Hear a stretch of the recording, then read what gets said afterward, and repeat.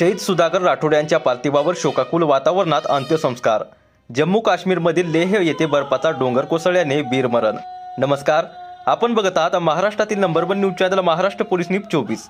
मुखेड तालुक्यातील बाराहळी जवळील हिरानगर येथील रहिवासी असलेले व सध्या काश्मीरमधील सियाचीन ग्लेशियर भागात कर्तव्य बजावत असताना शहीद झालेले हवालदार सुधाकर शंकरराव राठोड यांच्यावर आज हिरानगर तांडा येथे शासकीय इतमामात अतिशय शोकाकुल वातावरणात अंत्यसंस्कार करण्यात आले।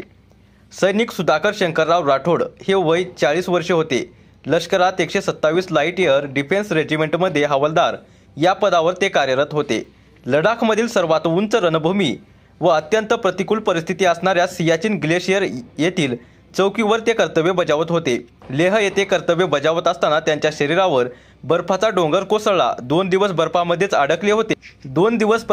अडकले होते। थंडी आणि बर्फाचा गंभीर परिणाम झाल्याने तातडीने चंदीगड येथील हॉस्पिटलमध्ये उपचार करण्यास हलवण्यात आले होते। मात्र दुर्दैवाने मेंदूला ऑक्सिजनचा पुरवठा न झाल्यामुळे सुधाकर राठोड यांना 25 नोव्हेंबर 2024 रोजी उपचारादरम्यान वीरमरण आलं। सुधाकर राठोड यांच्या पश्चात त्यांच्या आई धोंड्याबाई शंकर राठोड, भाऊ मधुकर शंकर राठोड, पत्नी आशा सुधाकर राठोड, मुलगा ओम सुधाकर राठोड वय 8 वर्ष, मुलगी 6 वर्ष असा त्यांचा मोठा परिवार असून त्यांच्याबद्दल सर्व गावकरी व परिसरातील लहान थोर मंडळींनी हळहळ व्यक्त केली आहे।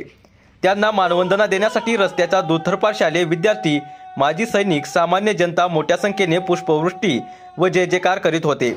शहीद सुधाकर राठोड यांच्या पार्थिवावर शासकीय इतमामात शोकाकुल वातावरणात अंत्यसंस्कार करण्यात आले।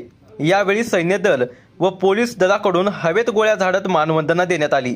यावेळी 127 light air defence regiment colonel Prashant Thakur, battery commander major Shivam, station headquarter Sambhajinagar 97 arty brigade major हे सर्व उपस्थित होते।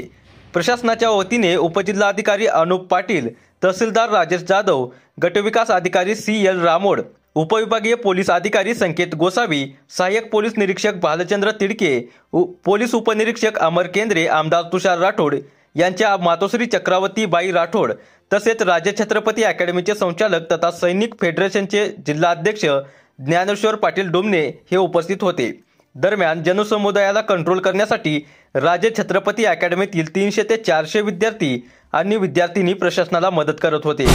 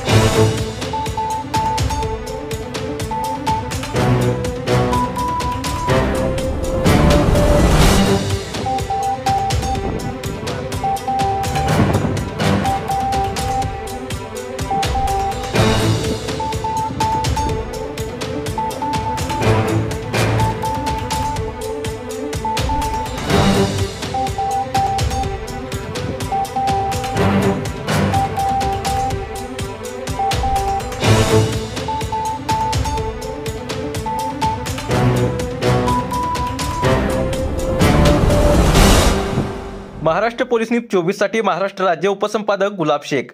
अशाच नवीन अपडेटसाठी आता सबस्क्राइब करा महाराष्ट्र पोलीस न्यूज 24 या न्यूज चॅनलला।